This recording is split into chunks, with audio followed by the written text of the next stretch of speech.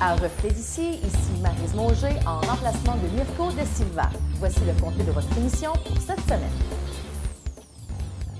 Succès pour le Téléthon TVCGR qui avait lieu dimanche dernier. Retour sur la première édition de la grande fin de semaine. La MRC s'active, bien bouger à Grande-Rivière. Le compostage débute sur tout le territoire de la MRC. Diane Leboutillier nous fait le point et Nathalie Drapeau de la Régie nous fait une séance d'information. Entrevue avec l'auteure et écrivaine Marie-Nicolas de Ferrer, qui lançait son troisième roman intitulé « Libérez-moi ». Débutons les manchettes, mesdames et messieurs, avec le retour sur le Téléthon TVCGR qui avait lieu dimanche dernier, le 2 septembre, en direct du site de l'Hôtel de Ville de Grande-Rivière de 14h à 22h30. Alors, cette édition 2012 fut un succès sur toute la ligne. 8 500 $ amassés en dons, une journée bien remplie pour toute l'équipe avec des prestations musicales, des présentations de topos réalisées chez certains commerçants et des entrevues avec des gens de notre milieu. Alors, au nom de toute l'équipe de TVCGR, je tiens à remercier la population, tous les donateurs, les commerçants, les bénévoles, les techniciens, les animateurs bien sûr, ainsi qu'un merci spécial à la municipalité de Grande-Rivière qui a permis la réalisation du Téléthon sur le site de l'Hôtel de Ville.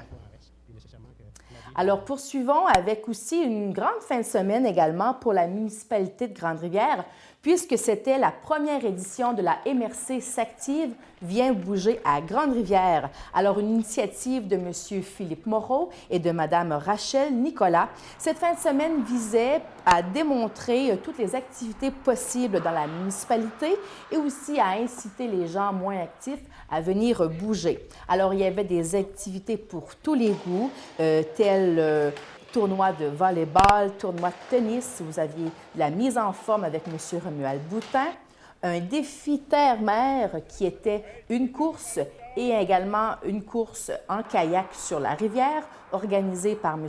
Claude Blais. Vous aviez une partie d'Ultimate Frisbee, des marches dans les sentiers pédestres, des démonstrations de karaté et de tai chi et aussi des conférences, entre autres sur la bonne alimentation. Alors, une belle programmation qui a duré jusqu'à lundi 16h. Alors, un gros bravo et une félicitation encore à toute l'équipe pour cette première édition de la MRC s'active vient bouger à Grande-Rivière. Également, durant cette grande fin de semaine, eh bien, pour faire le lancement de cette grande programmation, eh bien, c'était le lancement de l'album de David Bernatchez, bien connu ici chez nous. Alors, c'était à l'Arena, en première partie avec Mme Julie Darèche et beaucoup d'autres artistes invités. Alors, cette soirée a été organisée par la Maison de la Culture de Grande-Rivière en collaboration avec les loisirs.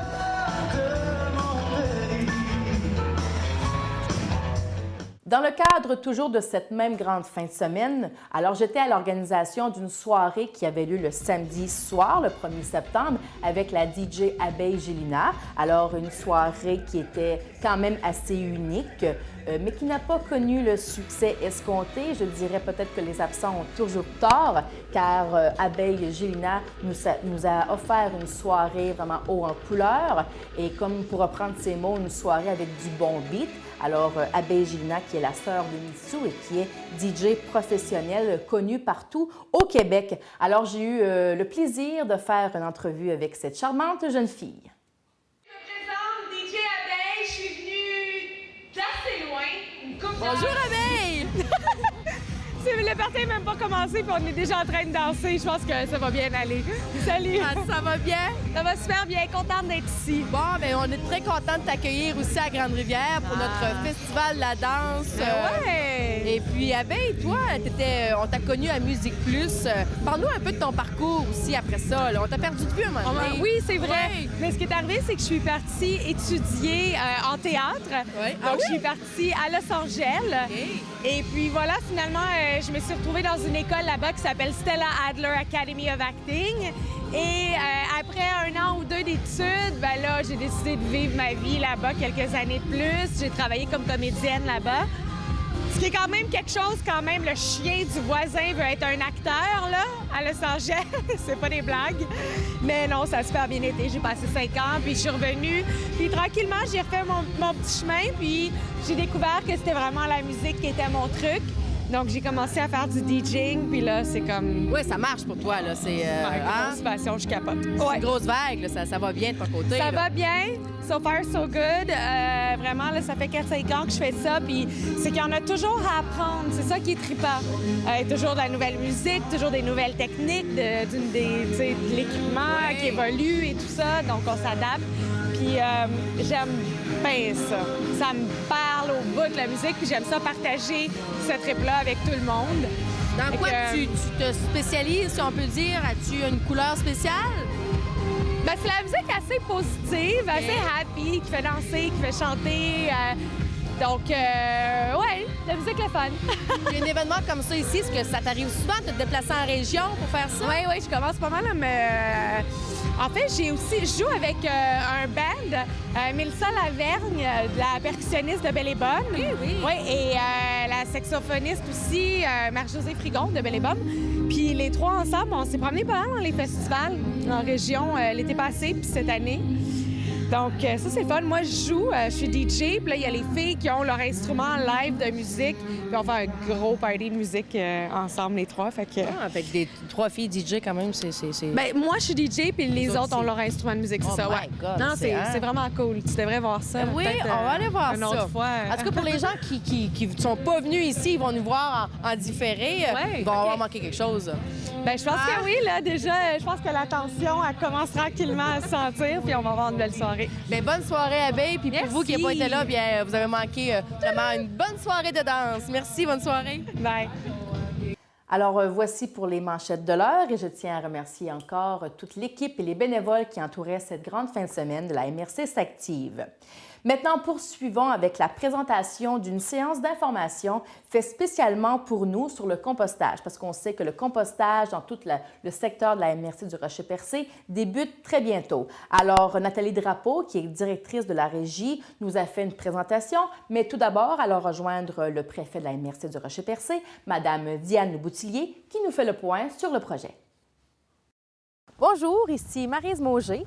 Aujourd'hui, je vous présente une entrevue réalisée avec le préfet de la MRC du Rocher-Percé, Mme Diane Louboutillier, qui va nous entretenir sur le projet du compostage qui débutera le 17 septembre prochain dans le grand territoire de la MRC du Rocher-Percé et suivra la séance d'information que Mme Nathalie Drapeau, qui travaille elle aussi pour le projet du compostage. Alors, Nathalie Drapeau qui était présente sur tout le territoire pour nous offrir des séances d'information. Alors, sans plus tarder, allons rejoindre Mme Leboutillier. Alors aujourd'hui, j'ai le plaisir de recevoir Mme Diane Leboutillier, qui est préfète de la MRC du Rocher-Percé. Nous allons discuter ensemble du nouveau projet qui va arriver sous peu. Alors, c'est le compostage dans la région de la MRC du Rocher-Percé. Bonjour, Mme Leboutillier. Bonjour, Marie. Ça va bien? Oui, ça va bien. Alors, un beau projet, c'est une belle nouvelle pour l'environnement. Alors, du compostage, dès le 17 septembre prochain, la première collecte aura lieu. Effectivement. Compostage dans la MRC du Rocher-Percé, je vous dirais là, qu'on est très content d'être d'abord la première MRC en Gaspésie à faire son compostage. Ça fait qu'on travaille fort pour notre environnement. Puis c'est ça. Fait que les gens, là, que les gens ne se surprennent pas là, à recevoir dans les 2 premières semaines de septembre.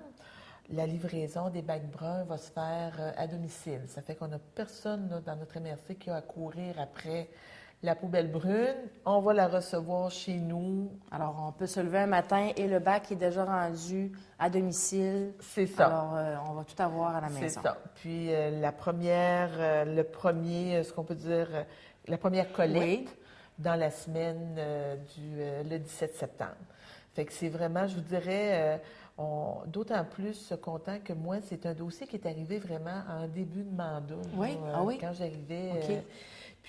Mais au niveau de la MRC, ça faisait déjà 6 ans là, qu'on en parlait. Fait que les gens qui m'ont précédé, on peut dire que ces gens-là ont été vraiment proactifs là, puis visionnaires dans la façon de voir les choses au niveau de la MRC. Puis c'est ça. Fait qu'on a commencé à travailler il y a 2 ans passés pour vraiment dire on continue, là, on va d'avant dans ce projet-là. Fait que ça a été un travail collectif avec les maires. OK. Puis Mme Nathalie Drapeau, les employés de la MRC.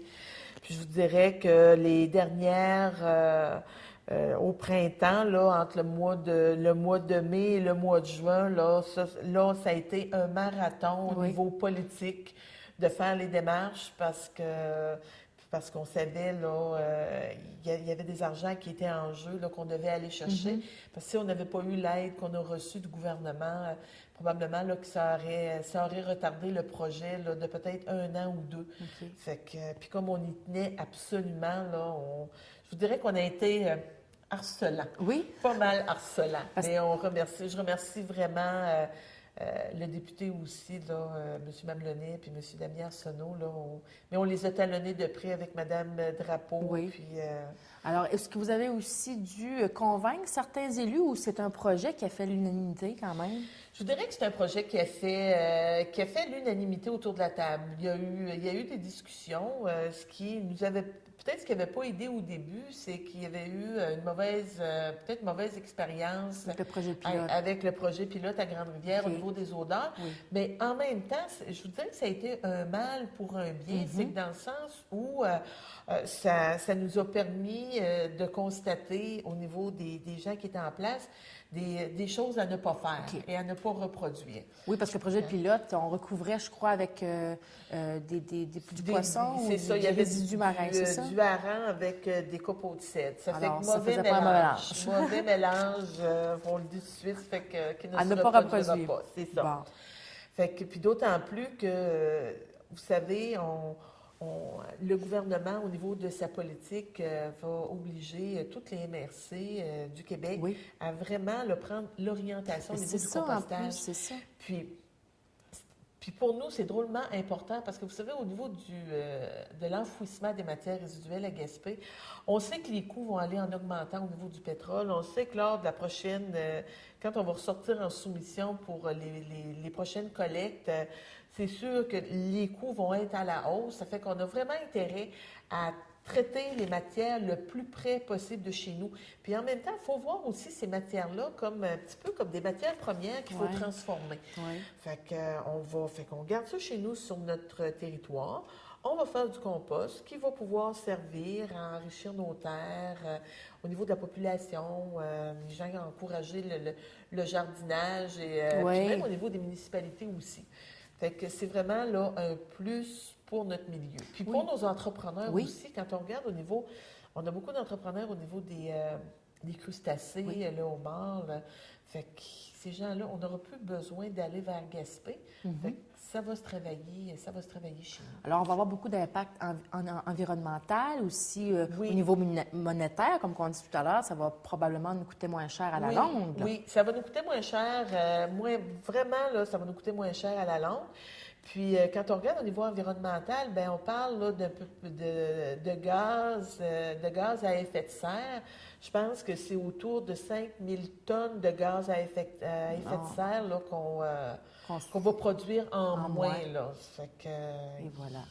Fait qu'il y a une grande sensibilité là, dans les projets de développement durable, puis qui protège aussi la planète, puis qui protège les générations à venir. Il ne faut pas juste penser à soi, il faut penser justement aux gens qui s'en viennent, à nos enfants, quand même. Oui. À notre planète aussi qu'on laisse. Il faut faire notre part. Et puis, qu'est-ce qu'on pourrait dire, ou qu'est-ce que vous avez à dire peut-être aux gens, justement, aux citoyens plus réticents au changement, qui sont un petit peu plus apeurés vis-à-vis le compostage? Vous savez, là, c'est exactement, là, la poubelle verte puis la poubelle bleue, il y a eu une adaptation. Puis là, aujourd'hui, les gens le font. Puis on apprécie vraiment leur collaboration. Ça va être la même chose avec le bac brun. Puis on a vraiment, là, pour l'intérêt de nos enfants et de nos petits-enfants, puis de ceux qui s'en viennent, fait qu'on a intérêt à le faire. Il y a cet intérêt-là au niveau environnemental. Il y a un intérêt aussi financier, dans le sens où quand on va renégocier la collecte en 2015, bien, on va renégocier, là, ça va être moins cher pour nous là, de garder dans le secteur. Puis l'autre chose aussi, je vous dirais, peut-être que ce qui va pouvoir aider, parce que des fois, les gens, ils vont nous dire « Ah, ben oui, mais gars, les odeurs, puis Écoutez, dans le bac vert actuellement, là, on met ces matières-là. Oui. Fait que là, on va les mettre dans le bac brun. Puis les gens vont avoir intérêt à passer du vert au brun parce qu'éventuellement, on va pouvoir passer beaucoup moins souvent pour la collecte du bac vert. Ça fait que vous comprenez que si ce qui est dans le brun reste dans le vert, ça ne sera pas agréable. Ça va bouger dans nos poubelles. Oui, ça fait ça. que, tandis que le bac brun, bien, la collecte va se faire de façon hebdomadaire à toutes les semaines durant l'été, puis aux 2 semaines là, pendant la période d'hiver. Fait qu'on a, ça C'est va un être, beau changement. Oui, ça va être un beau changement, puis ça va être pas mal plus agréable pour les gens que d'ouvrir la poubelle verte puis de voir des choses qui gigotent qu'on n'a pas le goût de voir. Hein. Alors, tout ce qui gigote, on le met dans le bac brun. En plein ça. Oui. Alors, on répète aux gens, dans la semaine 3 septembre et du 10 septembre, alors ils auront à leur porte leur bac brun ainsi que leur petit bac de comptoir. Oui. Et aussi dans la semaine du 17 septembre, alors la collecte va débuter. Oui. Ils ont reçu un calendrier aussi pour avoir C'est les ça. informations. Puis on recommande aux gens de ne pas se gêner. Si les gens veulent avoir de l'information, ils peuvent appeler à la régie Oui. au 385-4200, puis ça va faire plaisir aux gens qui sont en place de leur donner la bonne information. Alors, tous ensemble, prenons le virage vert. Exactement. Puis, et qu'on soit fiers Oui. dans la MRC du Rocher-Percé, toute la population, de vraiment avoir pris l'orientation de la collecte à 3 voies. Bien, merci beaucoup. Merci. Alors, bonjour à tous. Bonjour Marie. Bonjour. Donc, en 20 minutes, je vais vous présenter un petit peu le dossier là, du compostage. Pourquoi composter, comment on va faire ça et comment ça va fonctionner. Alors, d'entrée de jeu, ce qu'il faut savoir, c'est que dans notre poubelle à la maison, là, ce qu'on génère à la maison, on a, oui, des matières recyclables qu'on recycle déjà, qui s'en vont au centre de tri. C'est à peu près 2000 tonnes par année. On a des matières valorisables qui s'en vont aux déchetteries. Donc, les déchetteries, là, c'est l'endroit où on accueille le bois, le métal, les pneus, les huiles, les peintures, les fluorescents, les piles. Alors ça, c'est un endroit qu'on utilise déjà, qui est déjà implanté sur le territoire. Il y a 3 déchetteries sur le territoire. C'est à peu près 2000 tonnes par année aussi. Et maintenant, ce qui reste dans notre poubelle, c'est des matières organiques et des déchets ultimes là, qu'on ne peut pas valoriser. Alors, dans notre poubelle actuellement, il y a 50 de matières organiques, ou à peu près, 44 pour être plus précis, mais l'impact sur la quantité de déchets générés dans une année, c'est à peu près 50 Alors, ce 44 %-là, bien, on s'est questionné, puis il fallait absolument essayer le plus possible de gérer sur notre territoire, d'où l'implantation du compostage. Pourquoi maintenant? Pourquoi on a décidé d'implanter la collecte du bac brun maintenant? Il y avait un momentum, il y avait une fenêtre d'opportunité. D'abord, le gouvernement a émis une nouvelle politique en 2009 qui stipule qu'en 2020, la matière organique va être refusée à l'enfouissement, c'est-à-dire qu'elle devra être détournée de l'enfouissement. Bon, 2020, vous allez me dire, Nathalie, c'est loin, mais ça a pris 6 ans au dossier du compostage pour accoucher. Alors, on est en 2012. Si on commençait aujourd'hui, on serait tout près du 2020. D'une part, et d'autre part, il y a une enveloppe financière que le gouvernement a mis en place pour supporter ces projets-là. Et c'est une enveloppe qui est fixe. Et bon, je ne me répète plus, 300 millions, quelque chose du genre. Donc, premier arrivé, premier servi. Notre dossier était prêt. On s'est dit, nous, on a besoin de soutien financier. On a déposé. Il faut savoir aussi qu'on enfouit à Gaspé. On est partenaire du site d'enfouissement. Il faut savoir que nous, on paye à la tonne. La MRC du Rocher-Percé paye pour chaque tonne enfouie. Si tu enfouis 10 000 tonnes, tu payes pour 10 000 tonnes. Si tu enfouis 5 000 tonnes, tu payes pour 5 000 tonnes. Donc, il y a un intérêt pour la MRC du Rocher-Percé à gérer ces matières le plus possible sur son territoire, les valoriser, avec un moyen qui est moins coûteux que l'enfouissement. Les coûts à l'enfouissement vont toujours augmenter. C'est difficile de contrôler ça. Tu as les coûts d'essence, qui vont qui vont pas en baissant. Puis les coûts à l'enfouissement, ça va toujours se tourner autour minimum 100 $ à tonne, mais on va se rendre jusqu'à 120. Alors, c'est intéressant pour la MRC du Rocher-Percé de détourner 4000 tonnes de matière vers le compostage. Ensuite, on transporte nos matières à Gaspé. C'est le 100 km qu'on parcourt. Il nous coûte quelque chose. Il coûte entre 16 et 30 $ la tonne. Donc, c'est non négligeable au niveau de la facture annuelle. Et aussi, il faut savoir que chaque tonne qu'on enfouit, il y a comme une taxe, une redevance, c'est une genre de taxe d'à peu près 20 la tonne, qui est inclus là, dans les 120, mais à peu près 20 la tonne. Bien, cette taxe-là est mise dans un pot, OK? Et puis, elle peut nous y revenir de façon plus importante si on fait des projets, si on réalise des projets qui valorisent la matière. Donc, on va aller chercher plus d'argent de cette redevance-là si on composte que si on ne fait rien. Alors, nous, on s'est dit, écoutez, on ne peut pas passer à côté de ça, cette opportunité-là. Économiquement, à moyen terme, ça va devenir plus intéressant pour nous, ça va nous rendre moins vulnérables aux hausses de prix du marché. Alors, le projet de compostage, on a choisi de le démarrer. Maintenant, je vous fais un bref rappel sur le projet pilote qu'on a réalisé en 2006-2007. Et heureusement, on a réalisé ce projet pilote-là. Pourquoi? Parce qu'il y a des choses qu'on sait qui fonctionnent très bien. Il y a des choses où on a eu des problématiques, comme problématique d'odeur. Et ça, c'est important de le vivre dans le projet pilote. Ça nous permettait à ce moment-là de le régler dans le cadre du projet permanent. Alors, le projet pilote, là, je vous rappelle, il y a eu 300 résidences qui ont participé à ce projet-là, qui ont reçu un bac, qui ont participé pendant 1 an. C'était des personnes...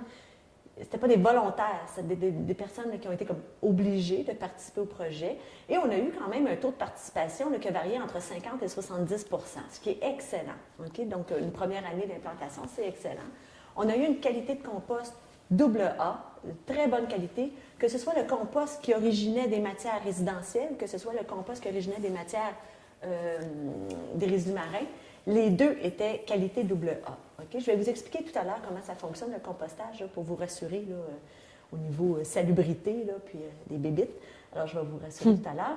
Mais le projet pilote a super bien fonctionné. On a aussi, pendant le projet pilote, desservi des restaurants qui ont participé. La première semaine, c'était stressant pour eux. Ils se disaient comment on va faire pour retirer les petits copes de ketchup puis de beurre et tout et tout. Mais en dedans d'une semaine, ces irritants-là étaient évacués et ils ont très bien participé, très peu de contaminants. Donc, le projet pilote a été un réel succès pour nous. Dans le cadre du projet pilote, il y avait la MRC de la Côte de Gaspé qui était aussi partenaire, qui a partagé les résultats. Mais en tout et partout, ça a donné 1000 tonnes pour ce projet-là. Donc, 300 résidences avec 4 entreprises qui généraient des résidus marins. C'est énorme là, comme quantité qui est anticipée. Maintenant, qu'est-ce que le citoyen va avoir à faire? Alors, le citoyen, il ne va pas composter à la maison. Il va trier sa matière. Je vous explique. Quand vous allez recevoir, le matériel que vous allez recevoir un bac de comptoir. En fait, il ne sera pas vert comme ça, là, il va être beige, je pense, avec un couvert blanc. Et il y a aussi 2 petites coches à l'arrière, là, ça permet de l'accrocher à l'intérieur d'une armoire. Okay? Donc, tout le monde va recevoir un bac de comptoir comme ça. Le citoyen, ce qu'il doit faire, il met ses matières dans le bac. Okay? Ses résidus de table, résidus de nourriture, les os, les carapaces, le gras, la viande crue, la viande cuite, tout ça va là-dedans, les pelures de carottes, de patates, les oranges, les bananes, tout ce qui est alimentaire va dans le bac. Okay? Les écailles de peanuts, les noyaux de mangue, l'ananas au complet, tout va dedans. Okay? Tout ce qu'on jette, dans le fond, à la poubelle comme nourriture. Exactement. Tout ce qui est nourriture va dedans. OK. Ce qu'on conseille, c'est de mettre un petit papier journal ou d'utiliser un sac papier que vous allez pouvoir trouver en épicerie, okay, dans votre petit bac. Ça, l'intérêt de ça, c'est un des premiers trucs qu'on donne, c'est en mettant ça, tu viens absorber les liquides. Alors, tu viens éviter ton problème potentiel d'odeur, OK, d'une part. Puis d'autre part, ton bac brun va être beaucoup plus facile à entretenir si ta matière, si tes liquides sont absorbés par un papier ou par un sac. Ce qu'on met aussi dans le bac brun, ce qu'on va mettre dans le bac brun aussi, en plus de tous les résidus alimentaires, tout ce qui est résidus verts, les feuilles, le gazon, les plantes intérieures, extérieures, les feuilles mortes, les restes de terre là, qu'on a d'un pot de plante, tout ça va aller dans le bac brun. Donc, ça fait des quantités importantes. Et il y a aussi d'autres types de matières organiques comme les Kleenex, les Scott Towels, le papier à main, les litières de chat, okay, la litière là, qui n'est pas en plastique, là, la litière qui est absorbante. Là. Oui, OK. OK. Agglomérante, le terme est agglomérante. Okay. Ça va aller dans le bac brun. les marques de café avec les filtres à café, le carton souillé, tu sais, le carton qui est tout mouillé ou qui est tout gras, là, la fameuse boîte de pizza, là, le côté, là, ça va dans le bac brun. Alors, je vous dirais, là, c'est surprenant, toutes les matières qu'on peut mettre là-dedans, là, le 50 là, vous allez le retrouver assez rapidement. Le 50 des déchets là, que vous allez détourner là, de la poubelle verte, là, vous allez le constater assez rapidement. Il y a souvent des personnes âgées qui me disent, tu sais, Nathalie, je suis toute seule à la maison, je génère un petit sac de même par semaine, tu sais, ça vaut-tu la peine? Faites-le, vous allez voir, c'est surprenant. Tu sais, quand je reviens là, au fameux Kleenex, Scott Towel de ce monde, là, vous allez voir, quand même qu'il y a juste ça dans le fond du bac, c'est pas grave. Vous le mettez au chemin. En été, c'est important, il faut le mettre au chemin toutes les semaines si on veut éviter les désagréments. Mais c'est pas grave, là, la quantité qui est juste ça, qui est la moitié, peu importe, c'est pas ça qui est important. L'important, c'est d'en mettre le maximum. Jamais de plastique, jamais de métal. Jamais de plastique, jamais de métal, jamais de plastique, jamais de métal. D'accord. OK? Parce que c'est clair. OK. C'est important de ne pas en mettre dans le bac brun parce que ça vient, contaminer la matière, mais aussi ça va nuire au processus de compostage, d'où les problématiques. Donc, pas de sac plastique, pas de sac qu'on appelle compostable biodégradable. Pourquoi? Parce que ce ne sont pas tous les sacs compostables qui sont réellement compostables. Il y en a qui vont prendre 1 an, 1 an et demi à composter. Alors, ça va nous causer des problèmes au site de compostage. Directement, donc, la nourriture Directement dans le bac. en vrac. Aucun Maintenant, sac. Parfait. Maintenant, OK, donc, et tu peux utiliser un petit papier ici, ça peut être un Scott Towel, ça peut être un papier journal, ça peut être un sac papier. Tu utilises ce que tu veux dans ton petit bac. Puis même, éventuellement, il y a des gens, pendant le projet pilote, ils n'en utilisaient même plus. OK? Ils mettaient ça direct dans le bac, puis ils vidaient ça directement dans le bac brun. Dans le bac brun, je recommande le truc de la lasagne ou du club sandwich, peu importe votre préférence alimentaire, parce qu'à ce moment-là, dans le bac brun, ce que tu fais, c'est que tu mets tes matières. Alors, tu prends le contenu de ton bac, OK? Et tu le vides dans ton bac brun. Donc, le citoyen, c'est ce qu'il fait. Il vide dans son bac brun.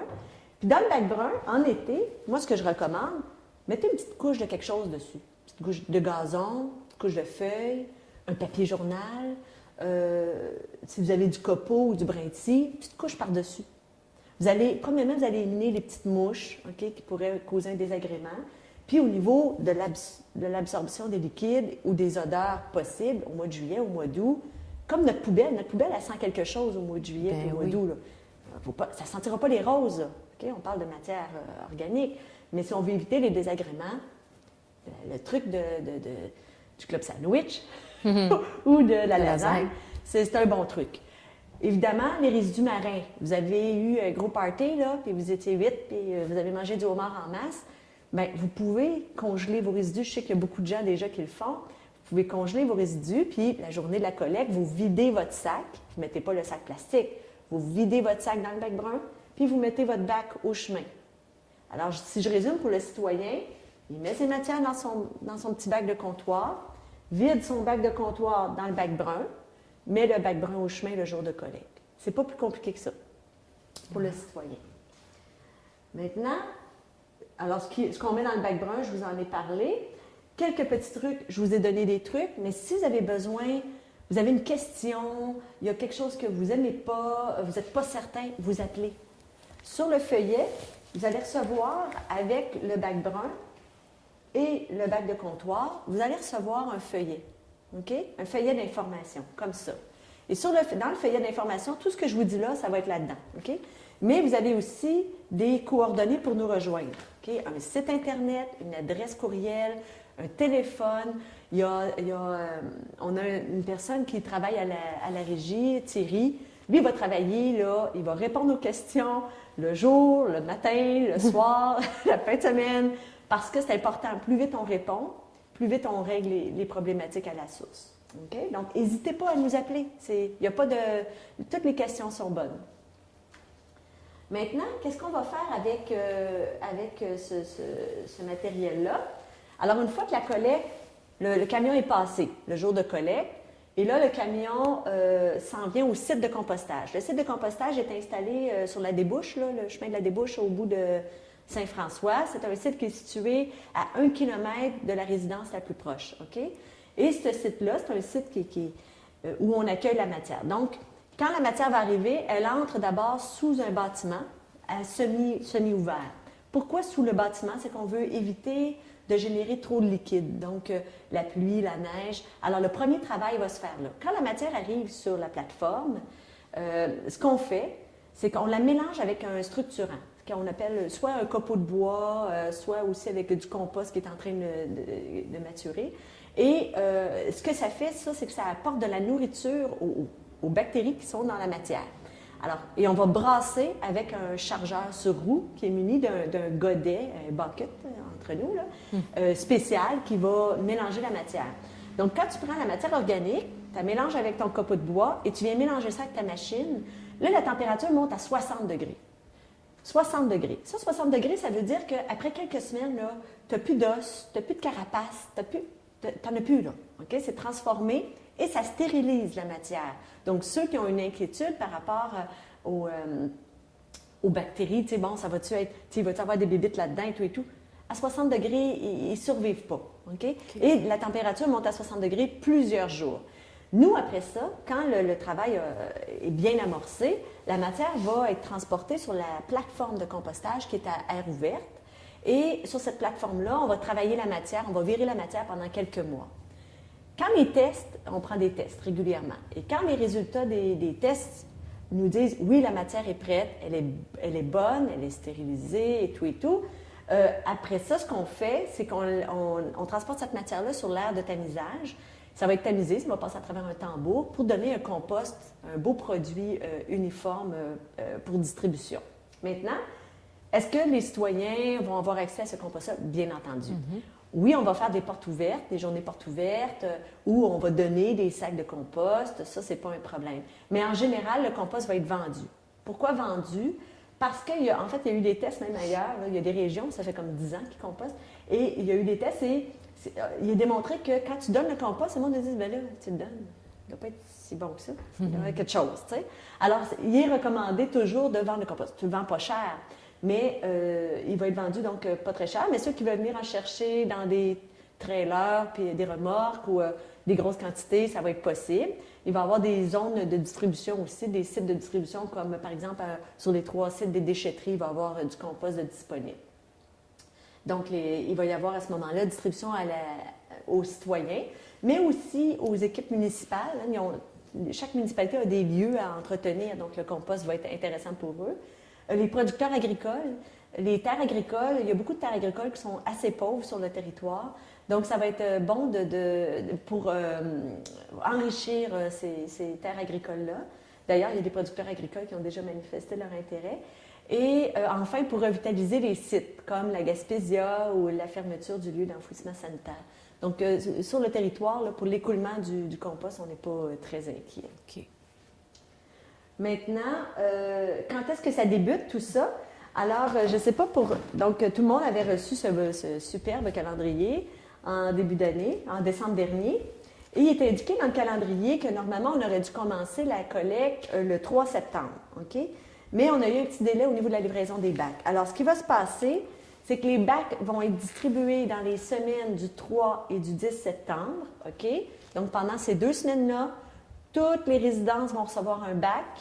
Dans le bac brun, il va y avoir un bac de comptoir avec un feuillet et avec un collant qui va aller sur le bac de comptoir qui rappelle les matières autorisées et les matières refusées. OK?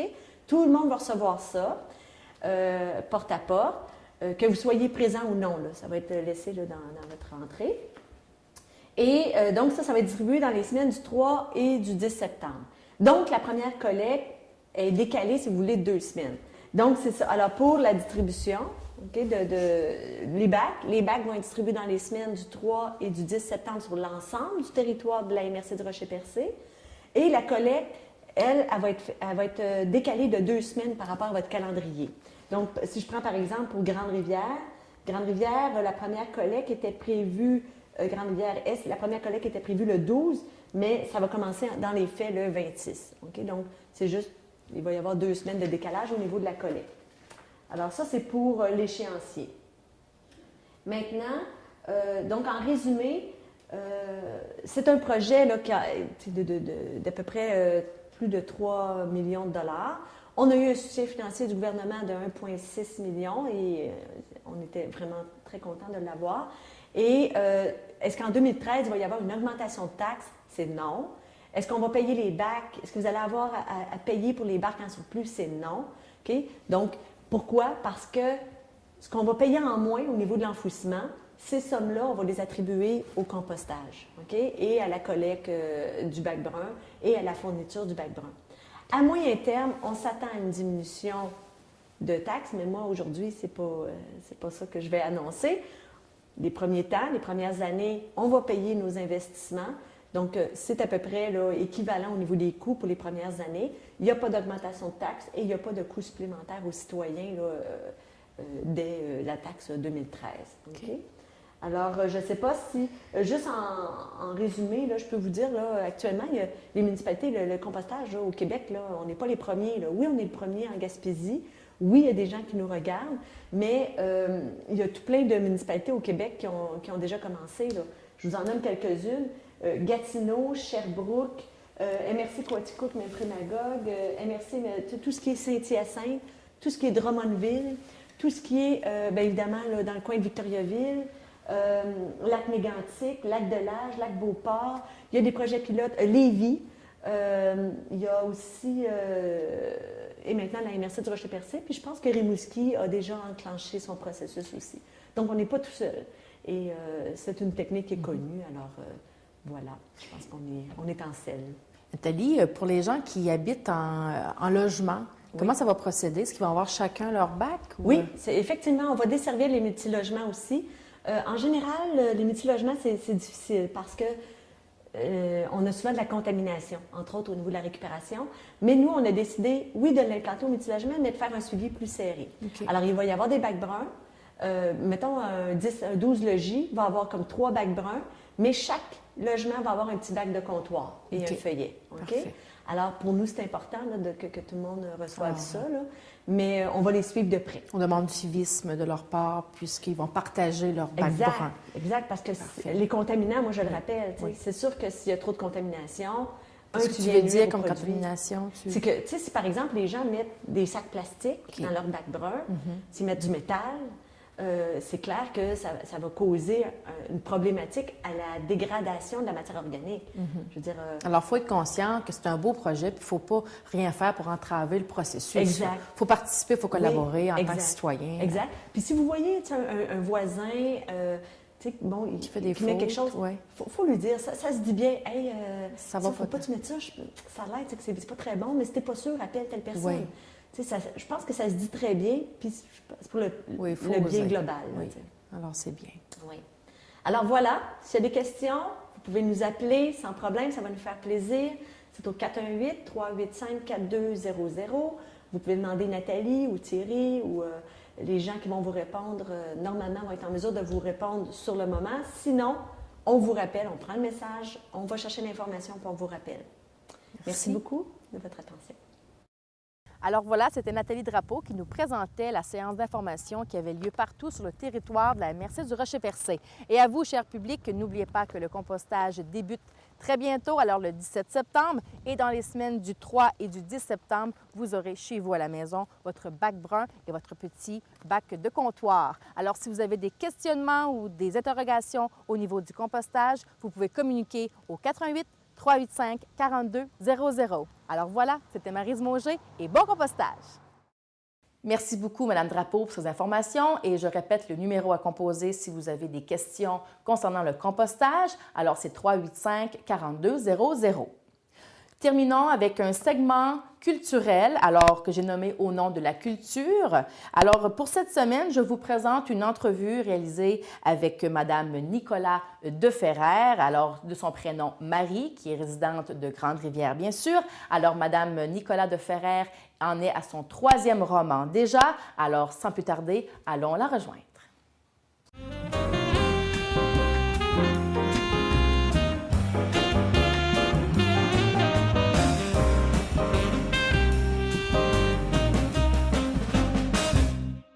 Bonjour Marie. Bonjour, ma belle Maryse. Merci de nous recevoir chez vous sur ton patio. N'est-ce pas, au soleil, même le bon Dieu est avec nous autres, voilà. nous avoir du beau soleil. Là, j'ai enlevé mes lunettes parce que Vas-y à je t'ai ta... rappelé Luc Plamondon, ce qui n'est pas vraiment mon rôle. Vas-y à ta guise, on est chez toi, tu fais ce que tu veux, ma chère. Pour les gens à la maison, on va se tutoyer quand même, Bien on sûr. se connaît. On est même parents. On est même parents. C'est la troisième génération. Et voilà. Marie, tu as 3 œuvres ici devant toi. Tu es l'auteur de ces 3 magnifiques romans. Ton 3e a été lancé dernièrement à Percé. On a fait, j'étais présente, on a fait un beau lancement à Percé. Et puis, il s'intitule Libérez-moi. Le premier est Si l'eau mort s'était réveillée. On a aussi le 2e, Que le diable vous emporte même si je vous aime. Et le 3e, Libérez-moi. C'est quand même aussi un titre assez accrocheur. Parle-moi de ce roman-là. Parle-moi, est-ce que c'est une fiction? Est-ce que c'est une réalité? Décris-moi ce beau roman. Oui, avec plaisir, Maryse. Premièrement, je dois dire que chacun de mes romans part toujours d'un fait ou de plusieurs faits vécus. OK. Alors, c'est sûr qu'on extrapole, on peaufine, on développe des personnages. Alors, comme dans le premier, c'était une histoire vécue, Ouais. en fait. C'était basé sur des événements de ma vie, de celle de mon mari. Ça se passait en République dominicaine. Ici, on a traité un sujet particulier. D'ailleurs, je tiens à remercier tout le monde, tout mon public, comme dirait la poule, parce qu'on est en rupture de stock. On est passé meilleur vendeur de la catégorie. Ah oui? Oui. Puis là, mon éditeur court après les invendus en Suisse et en France. Bravo, merci. Eh oui, bravo. Le 2e est en train de suivre le même parcours parce qu'il nous en reste à peu près une trentaine en circulation, peut-être 40. Là. Alors, donc, chacun partait d'un fait vécu. Celui-là, quand j'ai terminé mon 2e, Que le diable vous emporte, même si je vous aime, j'ai dit à mon mari, je n'ai pas assez eu de mon personnage de Jean-Nicolas Arbour, l'enquêteur, qui était originaire de Par-Ici, mais finalement est tout à fait créé, là. Et puis, j'ai continué une enquête avec lui. Et puis, c'est sur la disparition d'enfants.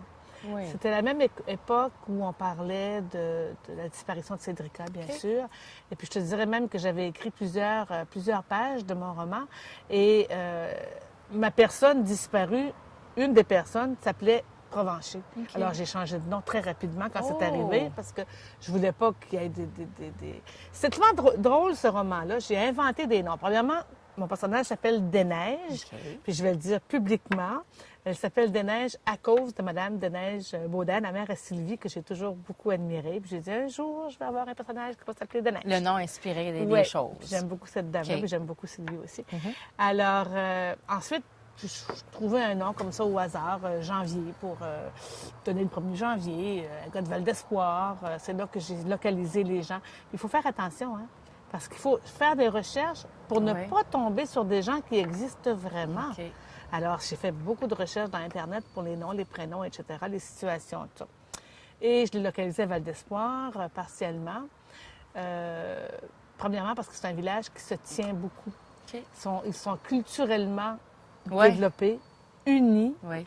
Alors, j'ai aussi créé un personnage qui vivait de l'aide des habitants de Val d'Espoir, Cyprien, qui est autiste, qui a un talent absolument extraordinaire, comme quoi il ne faut pas catégoriser les gens qui ont des problèmes de santé comme étant des gens inutiles. Au contraire, c'est un peu grâce à lui qu'on va découvrir les enlèvements, qu'on va découvrir, qu'on va faire une enquête, en fait. OK. On va partir Alors, d'une enquête. c'est une enquête beaucoup, ça tourne autour d'une enquête du suspense.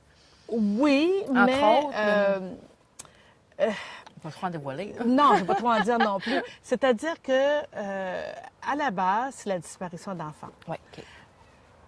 Aussi, mon mari me raconte beaucoup de choses. Des fois, on est assis, ça fait 25 ans qu'on est mariés. là. Il faut spécifier qu'il est dominicain. Il est dominicain. Alors, une autre nationalité. Il est dominésien. Dominésien. Ah oui, de Parce moitié que- République dominicaine, moitié gaspésien. Alors, c'est un nouveau mot, ça, inventé, C'est dominésien. lui qui l'a Parfait. inventé. Je suis dominésien. Alors, ça amène quand même une autre couleur, une culture à ta vie aussi. C'est ça. Puis il y a des T'inspires de événements ça. de sa vie, comme il était lieutenant de police pour OK. les narcotrafiquants, pour les départements des drogues, OK. stupéfiants. Il me raconte beaucoup de choses. Puis il y a des personnages, des fois, qui me font, excusez mon terme, mais sauter en bas de ma chaise. Oui. Et puis, c'est à partir de ça que j'ai créé ce autre personnage, la situation. J'ai inventé un pays que j'ai localisé un petit peu partout, là, près de la Colombie et tout ça. Et puis, bien, on laisse aller l'imagination. C'est vraiment... il y a une étape que le réel s'arrête. et que c'est simplement de la fiction. Alors, c'est ça que j'ai fait. J'ai créé... je suis partie d'une légende aussi qui... Je pense que tous les pays du monde ont une légende d'une autostoppeuse qui faisait du tort aux gens qui la montaient, qui la faisaient monter dans sa voiture. J'ai parti de ça et puis voilà, ça s'est développé. Toujours un mystère qui enveloppe. On sent toujours une genre de bulle dans tes romans, quelque chose de... Oui, absolument, tu as absolument raison, tu as dit le bon terme. C'est parce que cette fois-ci, je m'attaque un petit peu au côté invisible, au côté spirituel, au côté... il m'est arrivé dans ma vie des événements qui m'ont porté à croire que, si je fais pas attention, on dirait que j'ai des visions, j'ai des choses comme ça. Puis ces choses-là, j'ai voulu les écrire.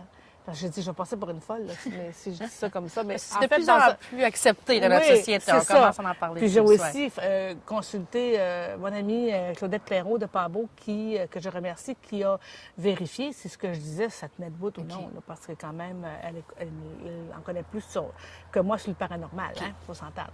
Et puis c'est ça, j'en ai fait une belle histoire, une belle fin. Je voulais pas qu'il y ait une mauvaise fin, non, pas du tout. Je voulais simplement que les gens de plus en plus croient qu'il y arrive des choses. Comme je dis à un moment donné, on croit en Dieu, en Jéhovah, on croit en Bouddha ou appelez-le comme vous voulez. Pourquoi on ne croirait pas en une entité spirituelle qui pourrait s'appeler Marissa ou Angelica ou... Comment Alors, en lisant ce livre, Libérez-moi, on va aller quand même chercher quelque chose qui va peut-être nous apporter ailleurs ou une compréhension, peut-être. Tu veux amener les lecteurs... Une sensibilisation à certains phénomènes inexpliqués. OK, voilà. Je ne rentre pas du tout dans le paranormal ou n'importe quoi. Au contraire, j'amène le lecteur à démystifier, à se dire, ben mon Dieu, c'est ça telle chose, c'est juste ça, comme un exemple que je vais te dire. J'ai créé un personnage que j'ai appelé Willibrod Dubourg. Puis, pour tous ceux qui me connaissent, qui savent que je suis la fille à Fernand Nicolas, ils ont aussi connu mon oncle Paul Nicolas, qui était menuisier, qui est décédé, ça fait quand même, 40 ans. Et puis, c'est un peu de lui que j'ai mis dans Willibrod, dans le sens que je me faisais couper les cheveux chez Mme Évangéline, ça aussi, je le dis. Je ramassais des couettes dans mon oncle, puis les gardais. Mais là, ça arrête la réalité. On embarque dans la fiction, naturellement. Et puis, lui, il comprenait pas qu'est-ce qui arrivait dans sa vie. Il y avait des choses qui lui faisaient penser que peut-être sa nièce disparue existait encore, peut-être pas, il avait peur. Puis on lui a expliqué, quand tu rêves, des fois, on dirait que tu déboules des marches, tu te réveilles. C'est un peu ça qu'elle fait. Autrement dit, j'ai vulgarisé le phénomène inexpliqué du paranormal. Pourquoi t'écris, Marie? Qu'est-ce que ça va te chercher? Qu'est-ce que ça procure en toi, l'écriture? C'est un besoin? Le premier roman que j'ai écrit, « Si l'Omar s'était réveillé », c'était ça ou un psychologue. Tu sais, c'est comme Libérez-moi, le tome 1. C'est ça. C'était en fait, l'écriture est thérapeutique et je dirais salutaire, mais j'avais beaucoup de choses à dire. Et puis, il fallait que ça sorte. Ils ont sorti très rapidement. Et puis, mais il faut dire que les gens ont pris Si le Mars s'était réveillé, les locaux, j'entends, vraiment au pied de la lettre. Vraiment. Moi, je me souviens, il y a une dame qui m'a dit je savais pas que ta mère avait eu des jumeaux morts à la naissance. Je dis, pauvre trésor, maman n'a jamais eu de jumeaux morts à la naissance. C'est un roman. C'est ça, il y a aussi ça part un peu de ta vie, mais on transforme certaines choses. Il faut que les gens comprennent aussi qu'on s'inspire. Mais... Voilà, on peaufine, on tourne autour. Des gens qui disent, mon Dieu, j'ai reconnu un tel. T'es chanceux parce que moi, je ne l'ai pas reconnu du tout. Mais dans celui-ci, si vous voyez des similitudes avec mon oncle Paul, c'est voulu. J'ai voulu le faire vivre un petit peu encore. Alors, on va laisser aux gens découvrir ce qu'il y a dans ce beau roman. Je dis beau aussi parce que la page couverture était assez inspirante aussi. Puis c'est une amie que tu as retrouvée de longue date qui a fait la peinture. Oui. Alors, Mireille Dupuis. Avec qui j'allais à l'école à Polyvalente, la petite rousse. Oui. Des beaux grands cheveux longs frisés. En fait, la fille, elle Stella. Puis je pense que son père, c'était Gaston. Je ne me rappelle plus. D'ici, de Tipabo. Mireille, c'est elle qui m'a retrouvée. Elle prenait le train, Chandler, Montréal, puis Puis quelqu'un lisait mon livre. Et OK. le s'était réveillée. OK. Puis elle a vu la photo, puis elle a dit, mon Dieu, je peux emprunter votre livre, madame? Puis elle la regarde, puis elle dit, c'est mon amie. Alors, elle s'est procuré le livre. Elle m'a retrouvée par Facebook. Dieu merci, les Ben oui, réseaux ça sociaux. existe maintenant pour ça. Et c'est ça. Et elle m'a dit, ton prochain roman, j'aimerais ça t'offrir la page couverture. C'est-à-dire le tableau, qui est la malédiction. Puis là, je vais un petit peu prendre les Oui. mots de Mireille, parce que la date ici, c'est marqué juillet 95. Oui. Alors moi, mon roman, je parle d'une alliée spirituelle, hein, OK. une alliée de l'invisible, quelqu'un de l'au-delà qui, en fait, survole une île où sont les enfants qui ont été kidnappés, où sont enfermés les enfants kidnappés. Puis cette personne-là, dans mon livre, elle doit les aider, les amener à se prendre en main et à se sauver.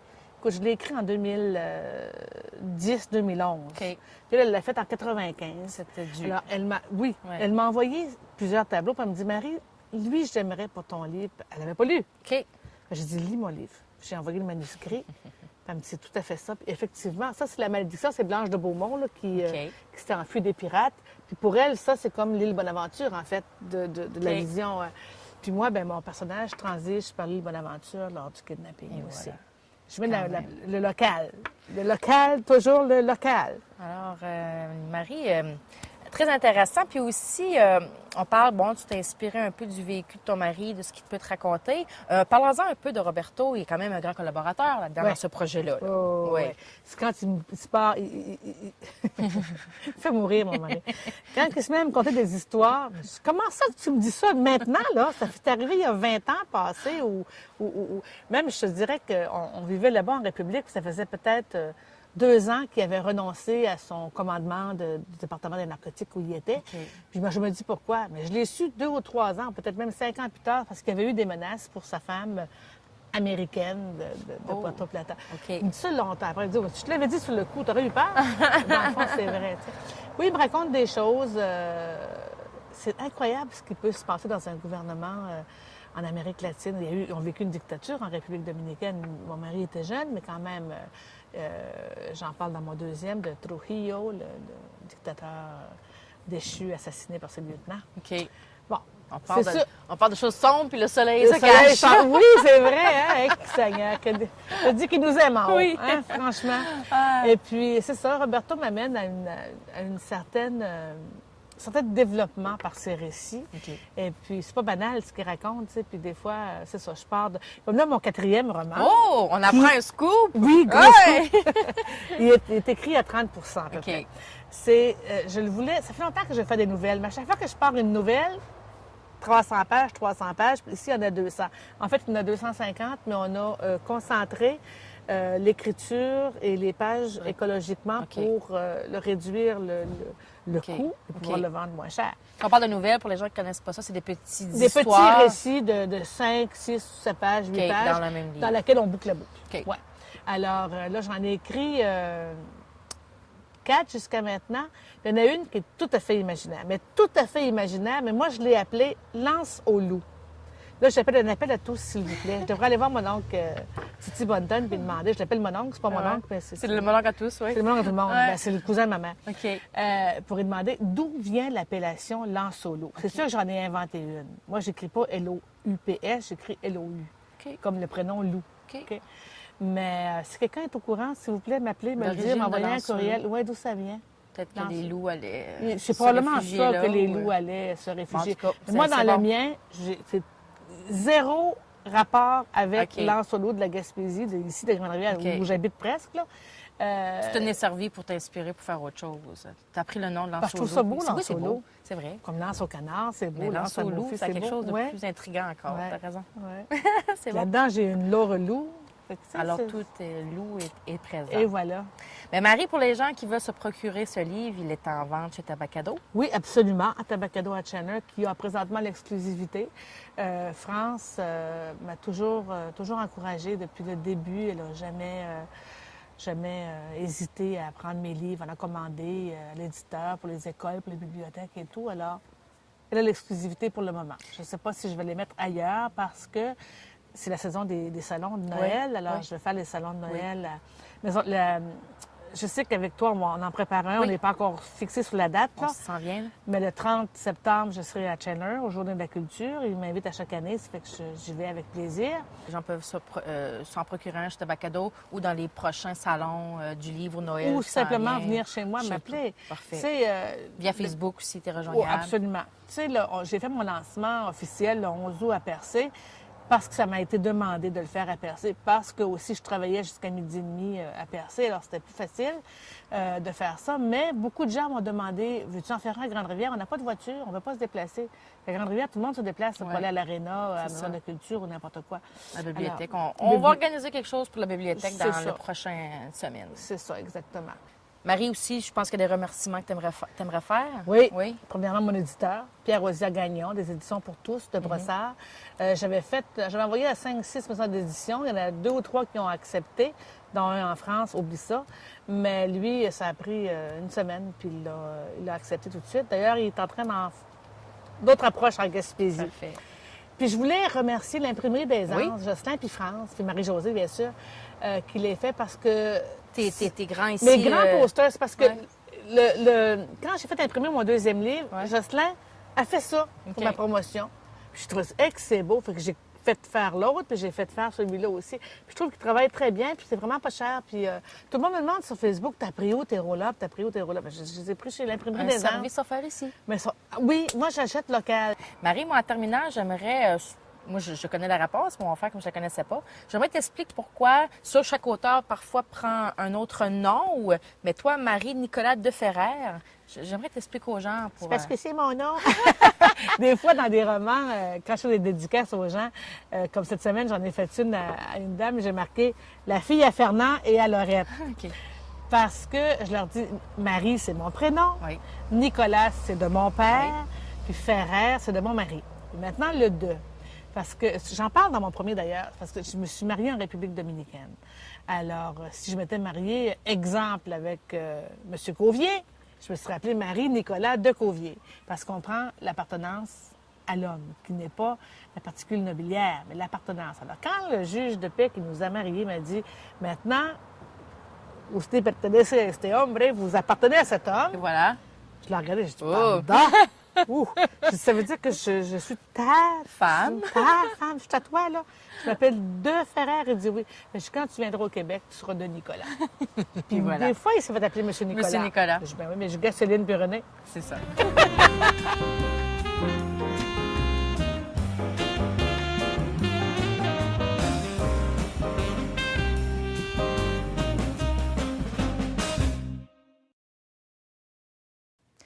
Alors voilà, merci beaucoup, Madame Nicolas Deferrer. On vous souhaite bon succès.